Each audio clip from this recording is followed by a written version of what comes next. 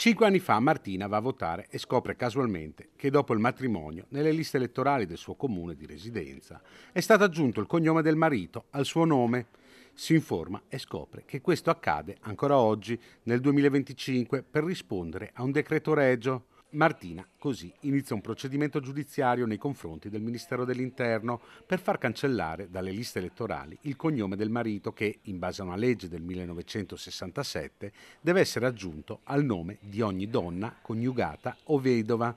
Un lungo iter giudiziario, quello intrapreso dalla giovane di Ponte San Nicolò, seguita da 2 avvocati. Abbiamo fatto ricorso in Cassazione qui a gennaio, quindi stiamo in attesa di avere delle informazioni in merito alle date e siamo, non so dire se fiduciosi, insomma l'idea è proprio quella di portarlo lì per far discutere della cosa e per riuscire poi ad arrivare al Parlamento. Il cantiere delle donne, che da sempre si batte per aiutare le donne a trovare la propria libertà, parità e spazio nel mondo, ha riunito in una tavola rotonda istituzioni, università e politica, che su questo fronte, in maniera bipartisan, sostiene la battaglia di Martina. Credo che il legislatore debba intervenire rapidamente per mettere fine a questa discriminazione che è riferita alla legge elettorale, che da un lato impone nelle tessere elettorali delle donne di associare al cognome proprio anche il cognome del marito, ma dall'altro lato anche che i registri, quelli presso gli uffici elettorali dei comuni che contengono l'elenco degli elettori, siano divisi tra maschi e femmine.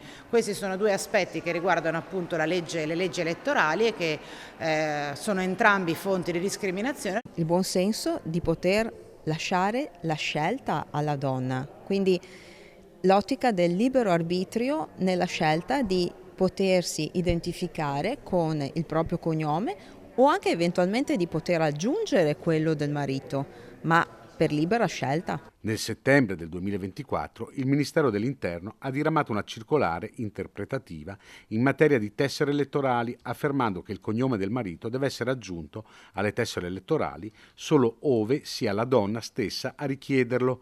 La questione delle liste elettorali rimane però immutata.